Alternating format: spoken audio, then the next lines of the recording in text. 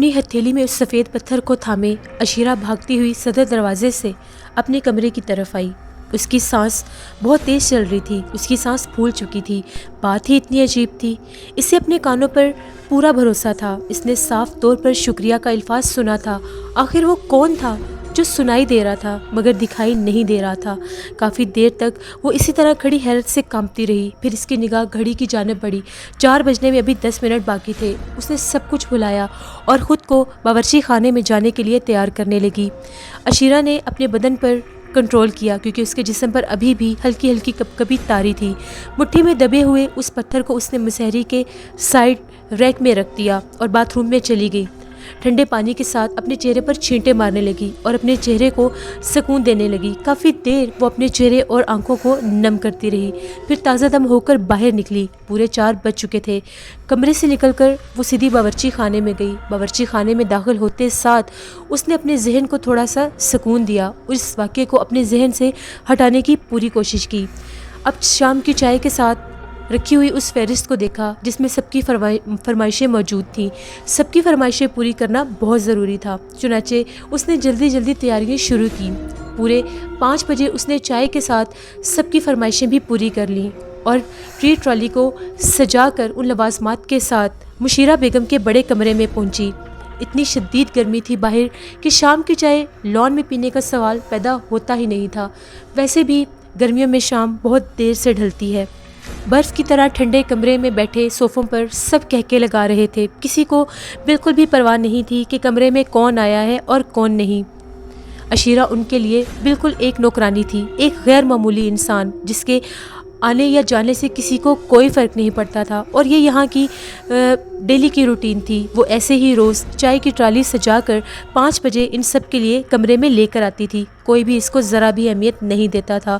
وہ ان تمام باتوں کی عادی تھی، اس لیے اس کو کسی بات کا کوئی اثر نہیں ہو رہا تھا، اس لیے اس نے کسی کی طرف کوئی توجہ نہیں دی اور بڑے سلیقے کے ساتھ سینٹر ٹیبل کو سجا کر سب کو چائے سرو کر کے باورچی خانے میں واپس آ گئی۔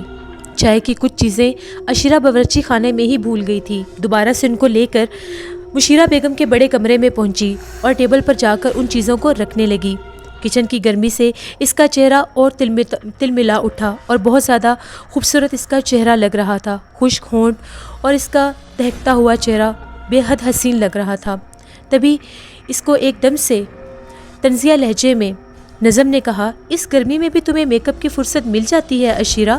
اس نے حیرت سے نظم کی طرف دیکھا۔ اس نے تو زندگی میں کبھی میک اپ کیا ہی نہیں تھا۔ تم لوگ اگر سونے کا چمچہ بھی لے کر پیدا ہوتی تو اتنا خوبصورت حسن تم لوگوں کو اللہ نے نہیں دینا تھا۔ یہ تو اللہ نے اس کو بخشا ہے جو اس کی اوقات سے بھی زیادہ حسن اس کو دے دیا ہے۔ اب یہ بات خوب مذاق اڑانے والی تھی اور مشیرہ بیگم نے اپنی ہی باتوں سے اپنی ہی بہن کی بیٹیوں کا مذاق اڑانا شروع کر دیا۔ ان کی بات سن کر نظم اور نثر کو بہت زیادہ بے عزتی محسوس ہوئی اور فوراً سے بولی، مشیرہ خالہ آپ جب بھی بولیں گی کفن پھاڑ کر ہی بولیں گی۔ نثر نے منہ بناتے ہوئے کہا، اب اس میں نے کیا بات کہہ دی؟ جو ہی میرے منہ سے نکلی میں نے وہی بات تم لوگوں کو کہہ دی۔ جو مرضی کہیں۔ دونوں بہنوں نے منہ بنا کر دوسری طرف چہرہ کر لیا۔ عشیرہ اس کمرے سے باہر نکل آئی۔ ابھی اسے بہت سے کام کرنے تھے۔ سورج ابھی بھی قہر برسا رہا تھا۔ وہ گرمی سے بے خبر اپنے کاموں میں مصروف ہو گئی۔ شام ہوئی اور پھر رات۔ اس شدید ترین مصروفیت کی بنا پر وہ سب کچھ بھول چکی تھی۔ درخت کے نیچے ملنے والا پتھر، شکریہ کے وہ 2 الفاظ، کوئی بات اسے یاد نہیں آ رہی تھی۔ 11 بجے کے قریب جب سب اپنی خوابگاہوں میں چلے گئے تھے تو عشیرہ بھی اپنے کمرے کی طرف بڑھی کیونکہ سارا دن کے بعد اسے اب فرصت ملی تھی اپنے کمرے میں جانے کی۔ کمرے میں پہنچ کر اس نے گہری سانسیں لیں۔ دن بھر کی تپش کے بعد کمرہ بالکل ٹھنڈا ہوا تھا۔ وہ خاموشی سے اپنی مسحری پر جا کر بیٹھ گئی۔ آئینہ بالکل اس کے سامنے موجود تھا اور فخریہ نگاہوں سے اس کی طرف دیکھ رہا تھا۔ اس کا ہمدم اور اس کا مونس یہ آئینہ ہی تو تھا جو کبھی کبھی اس کو اس کی اہمیت کا احساس دلایا کرتا تھا۔ عشیرہ سوچنے لگی، کوئی بات تو ہے کہ ابھی بھی میں ان سب میں سے اچھی اور باوقار دکھتی ہوں۔ شاید ان کی ضرورت سے زیادہ جلن کی یہی وجہ ہے۔ دادی اماں کی وفات کے بعد اشیرہ کے کپڑے بالکل سادہ اور معمولی بنتے تھے، جس طرح کے باقی نوکرانیوں کو کپڑے دیے جاتے تھے وہی اشیرہ کو دیے جاتے تھے۔ آج اس نے یہ بات بہت زیادہ محسوس کی، لیکن اشیرہ کا مزاج بہت زیادہ سادہ تھا، اس لیے وہ اس بات کے بارے میں کوئی بھی اعتراض نہیں کرتی تھی۔ ہاں، اس کے پاس اس کی مرحوم ماں کے کچھ جوڑے ابھی بھی موجود تھے جو انتہائی قیمتی اور خوبصورت جوڑے تھے، لیکن وہ ان کو پہننے کے لیے کبھی بھی تیار نہیں ہوتی تھی کیونکہ وہ ہر وقت نوکرانی کے روپ میں ہی رہتی تھی۔ لیکن آج اس کا دل چاہ رہا تھا کہ وہ اپنی ماں کا کوئی قیمتی جوڑا نکال کر پہنے اور اپنا حسن ایک بار اس آئینے میں دیکھے۔ اس کی اس خواہش نے اتنی شدت اختیار کی کہ وہ باز نہ رہ سکی۔ اس نے الماری کھول کر ایک خوبصورت جوڑا نکالا اور غسل خانے میں جا کر اسے پہننے لگی۔ زرکار جوڑے نے اسے سحر انگیز بنا دیا۔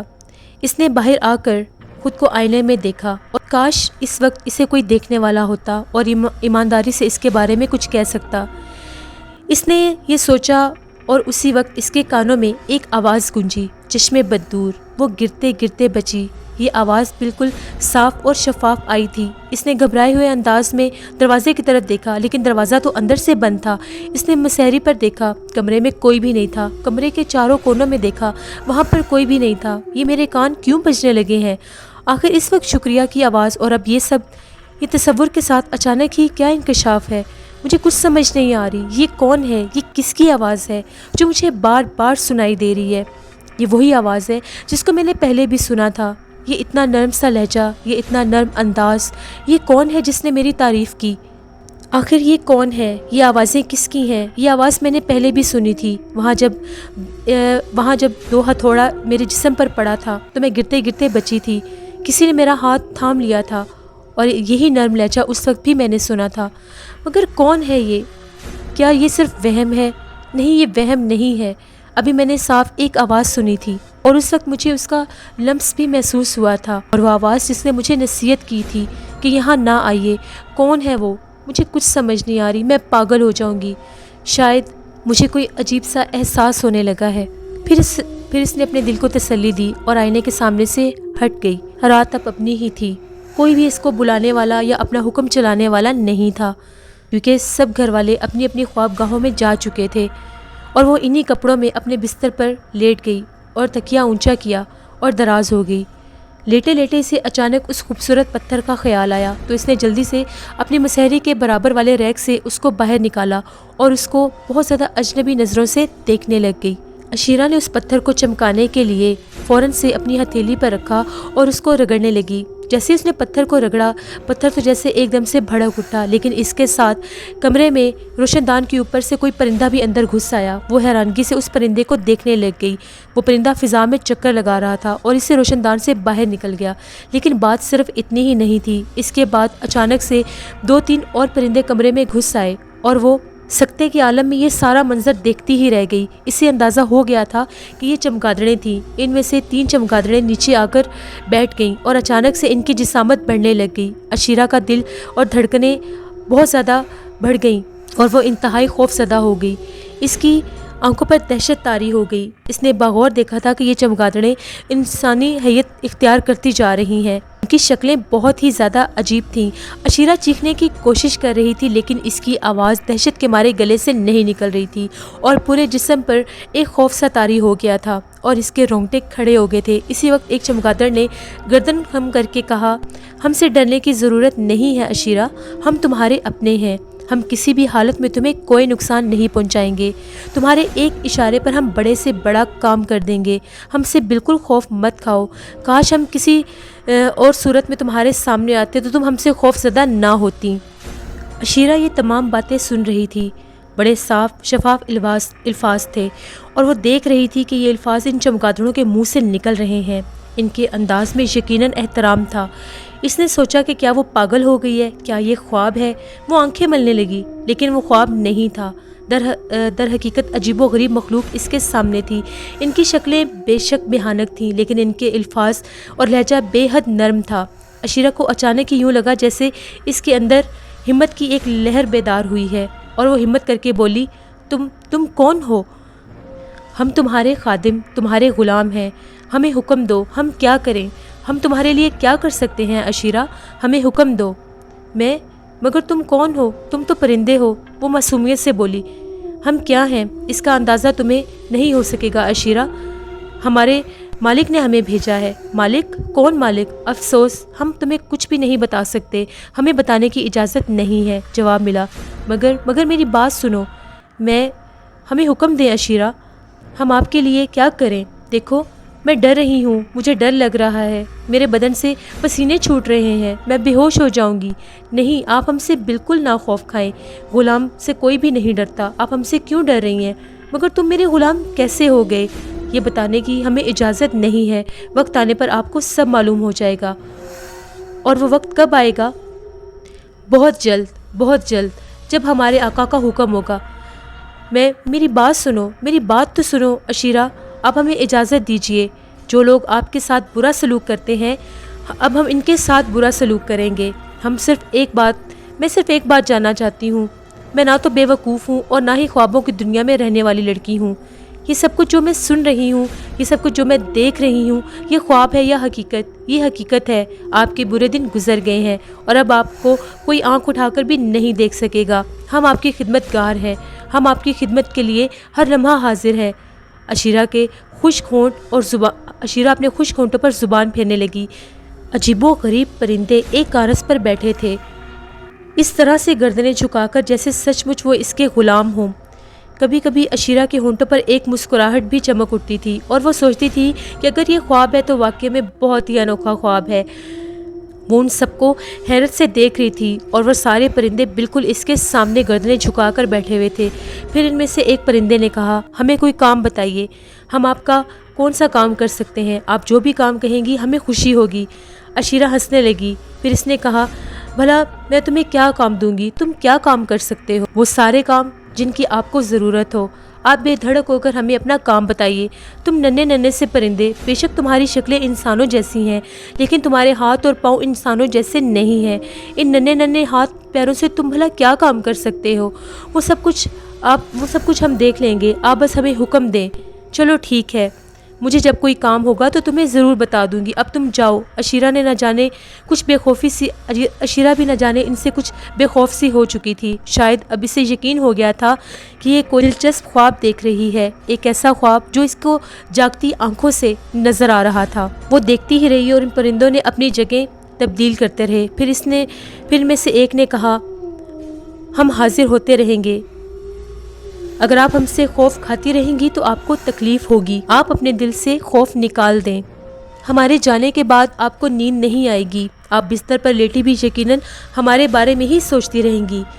आप ये लें, ये शरबत पिएं, आपको सुकून की नींद आ जाएगी। इनमें से एक ने हाथ बढ़ाया और अशीरा के हाथ में एक खूबसूरत सा बलोरी गिलास देखा जिसमें हल्के गुलाबी रंग का कोई शरबत था। अशीरा बहुत ज़्यादा हैरत अंगेज़ हुई कि ये सब क्या है। न चाहते हुए भी अशीरा का हाथ उस गिलास की तरफ बढ़ने लग गया। दूध जैसे गाढ़े शरबत से नफीस खुशबू आ रही थी। अशीरा ने दूध जैसे उस शरबत को जैसे ही देखा तो इन तीनों के चेहरों को भी देखने लगी और साथ ही गिलास को मुंह से लगाकर वो पीने लगी। उसने वो फ़ौरन सारा शरबत पी लिया। इतना खुश जायका शरबत इसने पहले ज़िंदगी में कभी नहीं पिया था। इसी लम्हे इसको ऐसा महसूस हुआ कि इसका पूरा जिस्म फूल की तरह हल्का हो गया है। पूरे बदन में एक खुशगवार सी कैफियत पैदा होगी। फिर अचानक से इसकी आंखें बोझल सी होने लग गईं और वो आंखों को जिस तरह से मलने लगी और उसी तरह अपने बेड पर लेटी तकिए पर सर रखा और फ़ौरन ही सो गई। फिर सुबह जब इसकी आंख खुली तो धूप का एक धब्बा इसकी मसहरी के सामने दीवार पर मौजूद था। ये धब्बा ठीक 7:45 यहाँ तक पहुँचता था। अचानक इसके जहन पर एक ज़रब लगी। 7:45 बज गए, आ गई मौत। इसने बड़ी बदहवासी से सोचा। ठीक 8 बजे घर के तमाम अफराद नाश्ते वाले मेज़ पर मौजूद होंगे और अगर इन्हें नाश्ता ना दिया तो मेरी शामत आ जाएगी। गोया मेरे पास सिर्फ अभी 15 मिनट है। इसके हाथ पाँव तो जैसे फूल गए। आज ज़रूर मेरी मौत आ जाएगी। ये घर वाले तो मुझे ज़िंदा नहीं छोड़ेंगे, खा जाएंगे अगर इनको टाइम पर नाश्ता ना दिया। सिर्फ एक लम्हे में ये सोच इसके जहन में आई और वो बिजली की तरह उठी मसहरी से। जैसे उसने अपने जिस्म पर अपनी माँ का लिबास देखा, अब उसको बदलना भी ज़रूरी था। कपड़े बदलने में भी 2 से 3 मिनट लग जाने थे, लेकिन अगर वो इन्हीं कपड़ों में नीचे जाती तो इसके ऊपर और کہ آمد برپا ہو جاتی، بہت سے سوال کیے جاتے، بہت سے تانے دیے جاتے کہ کہاں سے اتنی بن سور کر آ رہی ہو، آخر تم رات کو کہاں گئی تھی۔ خیر کپڑے بدلنا ضروری تھا، پھر وہ فوراً سے باتھ روم میں گئی اور اس نے اپنے رات والے ہی کپڑے پہنے، اسی سادہ لباس میں فوراً سے باہر آئی، منہ پر پانی کا چھینٹا مارا اور بال بھی نہیں سنوارے، فوراً سے بھاگتی ہوئی کچن کی طرف گئی۔ وہ چوروں کی طرح کچن میں جا رہی تھی کہ کوئی اتنی دیر سے جاتے ہوئے اسے کچن میں نہ دیکھ لے۔ تبھی مشیرہ خالہ کی لان تین کی آوازیں اس کے کانوں میں گونجنے لگی۔ گھوڑی ہو رہی ہے، دیوانی ہو گئی ہے، کیسی مست نیند سو رہی ہے، کمبخت کو یہ بھی نہیں پتا کہ دن چڑھ گیا ہے اور ہم سب کو ناشتہ بھی چاہیے۔ اس طرح کی بے شمار باتیں اس کے کانوں میں گونج رہی تھی۔ وہ ہانپتے کانپتے کچن تک پہنچی۔ جیسے ہی اس نے کچن میں پاؤں رکھا، آگے کا منظر دیکھ کر جیسے اس کے سر کے اوپر کسی نے گھونسا مار دیا ہے۔ اس کے پاؤں اپنی جگہ پر جم کے رہ گئے، ہاتھ پاؤں بہت زیادہ پھول گئے تھے۔ نہ جانے کس نے ناشتہ تیار کیا تھا، تمام ناشتہ تیار تھا، چائے کا پانی کتلی میں گرم ہو رہا تھا اور ہر چیز بہت زیادہ سلیقے اور کرینے سے رکھی ہوئی تھی۔ یا خدا، کیا گھر والوں نے اسے سوتے دیکھ لیا تھا؟ کسی اور نے ناشتہ تیار کیا ہوگا۔ اگر یہ بات سچ ہے تو آج میرے سارے بال نوچ لیے جائیں گے۔ آخر یہ کس نے کر ڈالا؟ اتنا سلیقہ نظم و نثر میں تو ہے ہی نہیں، اور نہ ہی گھر کے کسی باقی نوکر میں اتنا سلیقہ ہے کہ وہ اتنی خوبصورتی سے سارا ناشتہ اس طرح سے بنا کر اور سلیقے سے سجا دے۔ آخر یہ کس نے کیا ہوگا؟ کس کا کام ہے یہ؟ اب پیچھے سے ابھی کوئی آئے گا اور میرے سر میں رکھ کے ایک ڈنڈا مارے گا اور یہ کہے گا کہ دیکھو تمہارے آنے سے پہلے ہی سارا ناشتہ بن گیا ہے۔ عجیب و غریب خیالوں نے عشیرہ کو بری طرح سے گھیر رکھا تھا۔ اس کو کچھ سمجھ نہیں آ رہی تھی کہ آخر یہ ناشتہ کس نے بنایا ہے۔ بہرحال جو بھی تھا، اس نے بہت زیادہ تیزی کے ساتھ ساری چیزوں کو ٹرالی میں رکھا اور ناشتہ لے کر فوراً سے سہمے ہوئے قدموں کے ساتھ فوراً سے کچن سے نکلی اور کپ کپاتی ہوئی ناشتہ سرو کرنے کے لیے بڑے کمرے میں چلی گئی۔ اس کو اب ایسا محسوس ہو رہا تھا جیسے کوئی پھانسی کا مجرم تختے کی طرف بڑھ رہا ہے۔ ابھی سب کی نظریں اس کی طرف اٹھیں گی، ہر کوئی اس کو لان تین کرے گا، ہر کوئی اس کو بلا بھرا کہے گا۔ بہت زیادہ عجیب و غریب خیالوں کو سوچتی ہوئی جیسے ہی عشیرہ کمرے میں پہنچی تو سب کا لہجہ اور سب کا رویہ بالکل نارمل تھا۔ عشیرہ کو لگا کہ شاید سب پاگل ہو گئے ہیں۔ یا خدا، یہ کیا ماجرا ہے؟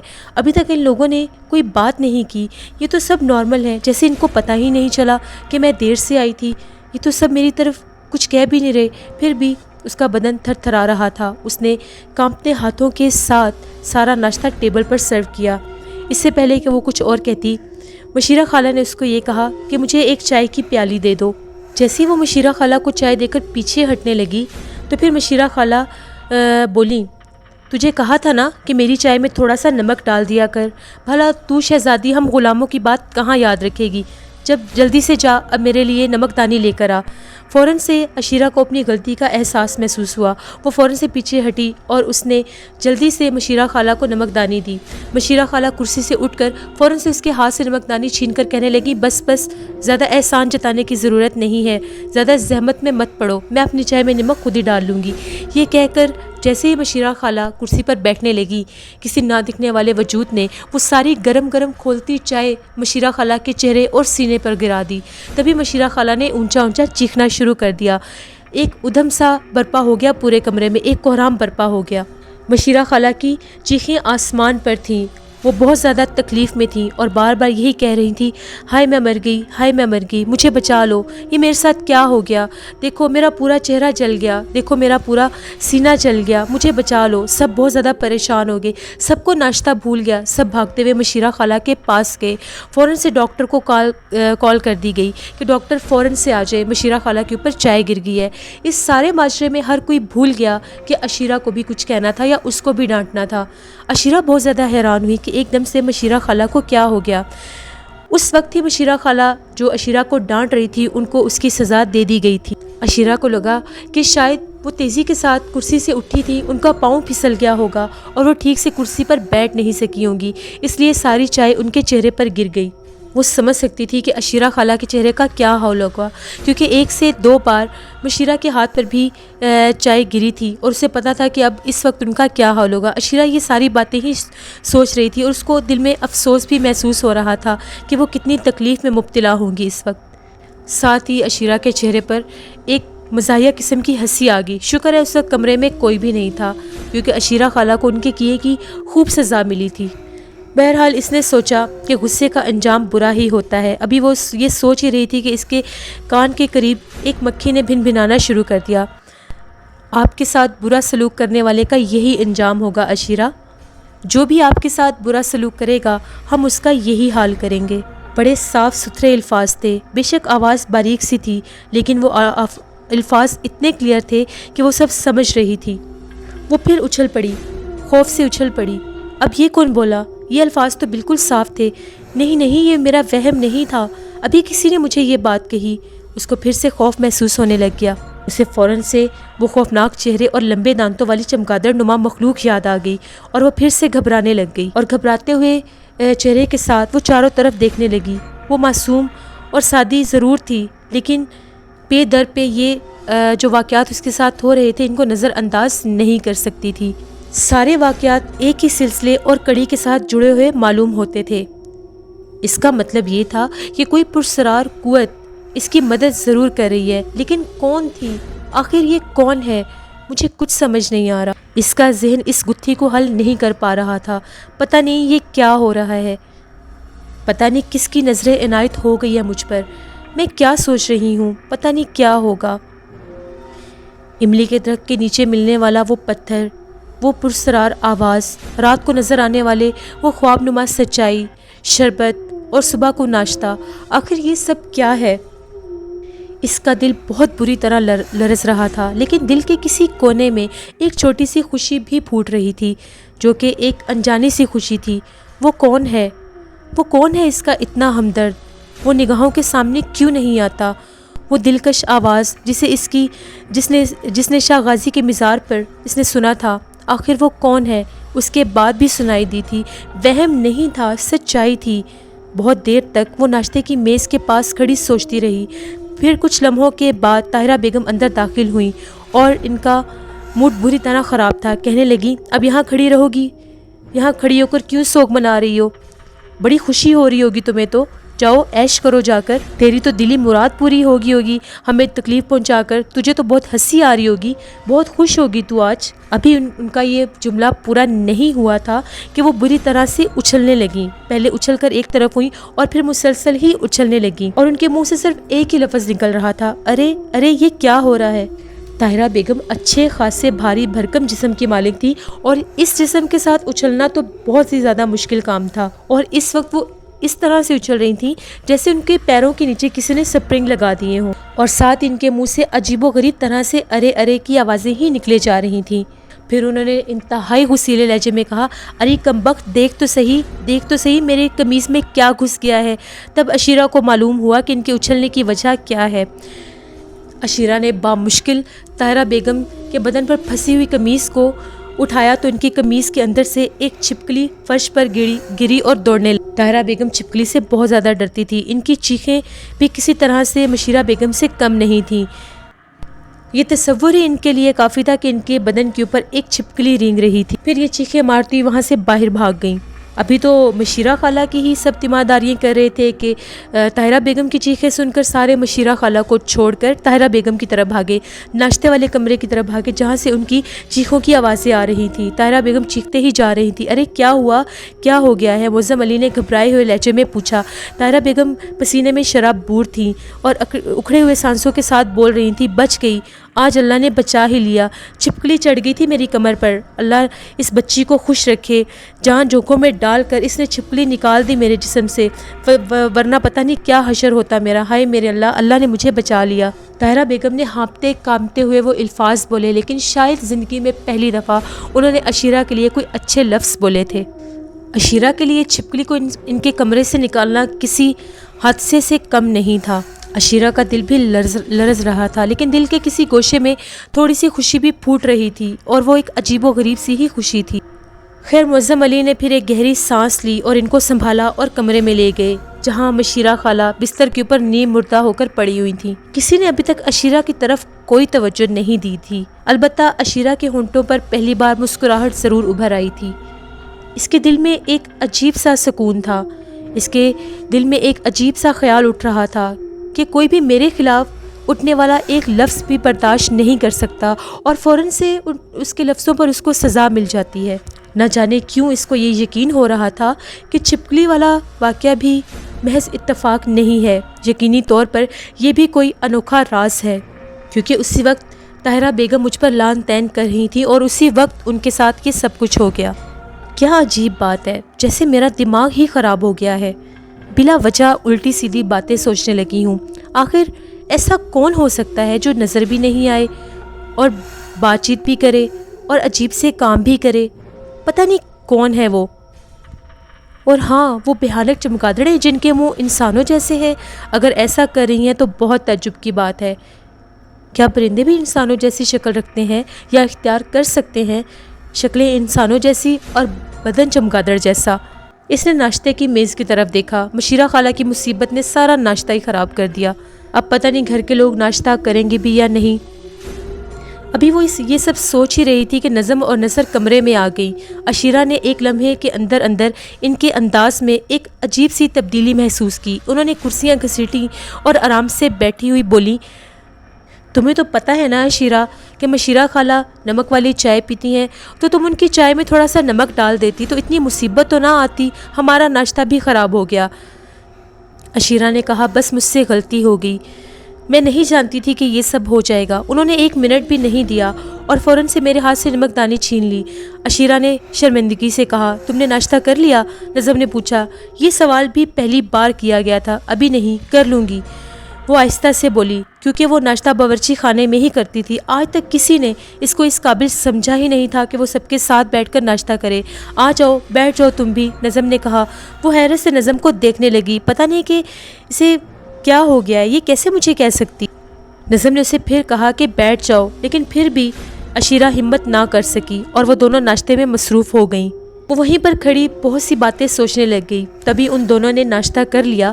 جیسے وہ ناشتے سے فری ہوئی تو عشیرہ برتن سمیٹ کر ٹرالی میں رکھنے لگی اور پھر باورچی خانے کی طرف چل پڑی۔ یہاں تک پہنچی تو آگے سے پھر ایک حیرت زدہ منظر اس کے لیے منتظر تھا۔ رات کے جھوٹے برتن جو ابھی اس نے دھونے تھے، وہ سب صاف ستھرے دھلے ہوئے الماری میں سجے پڑے تھے اور باورچی خانے میں سب کام مکمل ہو چکے تھے۔ وہ حیرت سے منہ پھاڑ کر کھڑی سب کچھ دیکھتی ہی رہ گئی۔ میری سمجھ میں کچھ نہیں آ رہا، کون ہو تم؟ کیا تم مجھے بتا دو، مجھے نظر بھی نہیں آتے، تم کون ہو؟ تم سب کچھ کر رہے ہو لیکن پھر تم چھپ کیوں جاتے ہو؟ تم کون ہو؟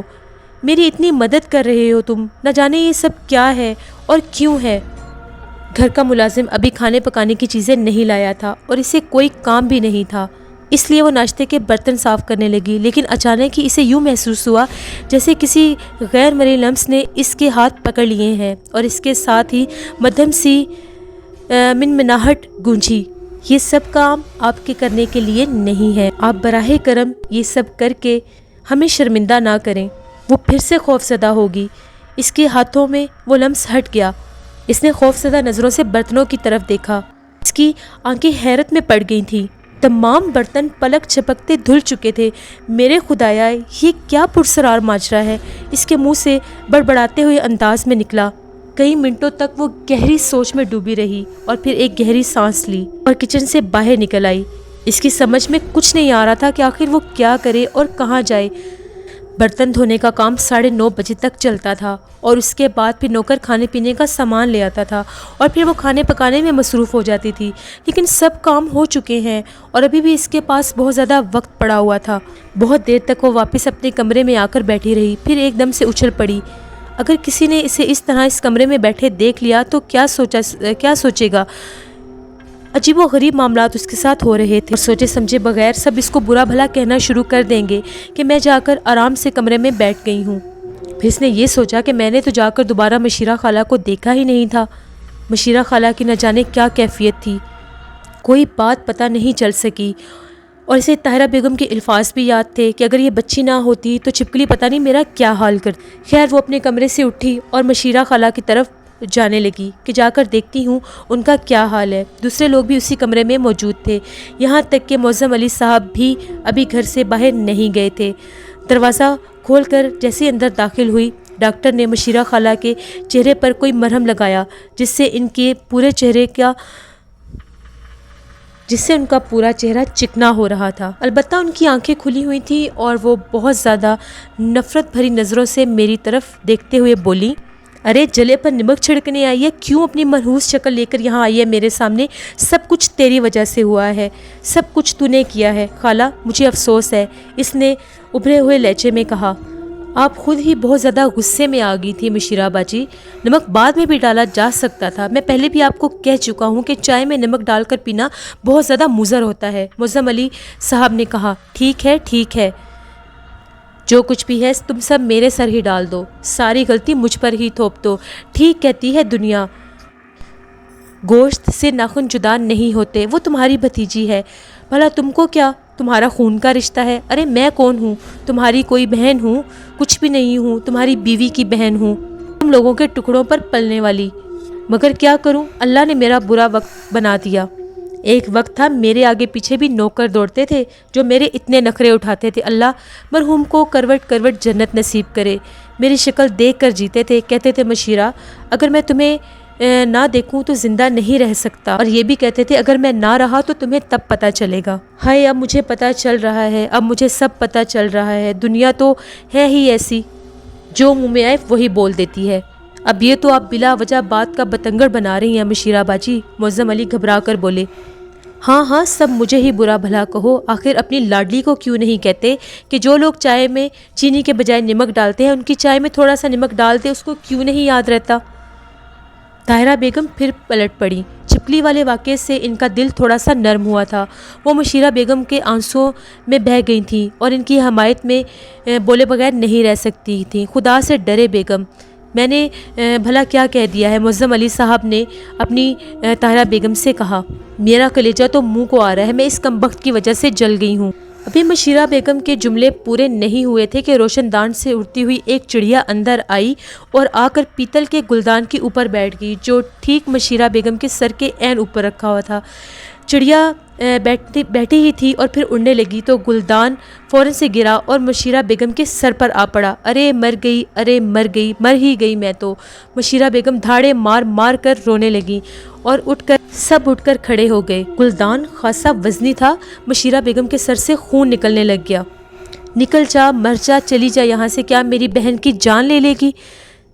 طاہرہ بیگم پھر غصے سے جوش سے اٹھی، غضب سے اٹھی اور وہ دھکے دے کر جیسے مشیرہ کو باہر نکالنے لگی، ابھی 2 قدم ہی آگے بڑھی تھی کہ اندھے منہ زمین پر گرنے کا دھماکہ ہوا اور ایک زوردار آواز آئی۔ نہ جانے ان کا پاؤں کس چیز میں پھنس گیا تھا، ان کی دونوں کلائیوں کی چوڑیاں ٹوٹ کر ان کے بازوں میں گھس گئی تھیں۔ ہائے امی! نظم و نثر فوراً سے بھاگیں، امی کو دیکھو، امی کو اٹھاؤ۔ معظم علی البتہ سیدھے کھڑے تھے، آج ان کے چہرے پر تاثرات عام دنوں سے مختلف تھے اور وہ سرد لہجے میں بولے، ابھی بھی عبرت حاصل کر لو طاہرہ بیگم، بے زبان کا نگہبان خدا خود ہوتا ہے۔ مشیرہ بیگم نے 2 مرتبہ اس پر الزام تراشے، انہیں دونوں بار سزا ملی اور اب آپ بھی جذبات میں نقصان اٹھا گئے، ابھی بھی سنبھل جائیں ورنہ آپ کا انجام بہت زیادہ برا ہوگا، اس کی ذمہ دار آپ خود ہوں گی۔ معظم علی کا لہجہ انتہائی سخت تھا۔ اسی وقت ایک ملازم اندر آیا، صاحب باہر ایک شخص آیا ہے اور وہ یہ کہہ رہا ہے کہ ڈرائیور کے بارے میں جو اشتہار چھپا تھا وہ پڑھ کر آیا ہے، ملازمت کا خواہش مند ہے۔ ٹھیک ہے، آ جاؤ عشیرہ، تم جاؤ۔ معظم علی نے اس کا ہاتھ پکڑا اور دروازے سے باہر جانے لگے۔ اسی وقت طاہرہ بیگم کی چیخیں آسمان پر تھیں، ارے خدا تمہیں سمجھے، کیسے بے حس ہو گئے ہو تم، ارے میری بہن بے ہوش ہو گئی، ڈاکٹر کو بلاؤ۔ بہت زیادہ محبت میں اونچی آواز میں بولیں کہ بہت زیادہ محبت آ رہی ہے تمہیں بھتیجی پر آج۔ طاہرہ بیگم نے بری طرح سے چیخو پکار ڈالا ہوا تھا، مشیرہ بیگم کا سر پھٹ چکا تھا اور ان کی پیشانی سے کانوں تک خون بہہ رہا تھا۔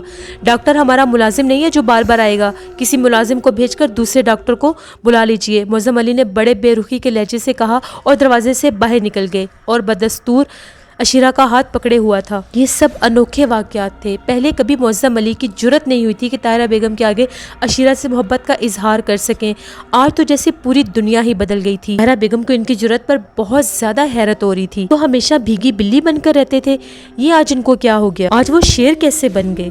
بہرحال انہوں نے عشیرہ کا ہاتھ پکڑا اور ڈرائنگ روم کی طرف پہنچے اور بہت زیادہ بھری ہوئی آواز میں بولے، عشیرہ بیٹی، میری آنکھیں بند نہیں ہیں، میں تمہارے ساتھ ہونے والا رویہ روز دیکھتا ہوں، بعض اوقات ایسے حالات ہو جاتے ہیں کہ مجھے خاموش ہونا پڑتا ہے، لیکن میں کیا کروں، تم میرا خون ہو، میرا اندر بہت زیادہ روتا ہے تمہارے لیے۔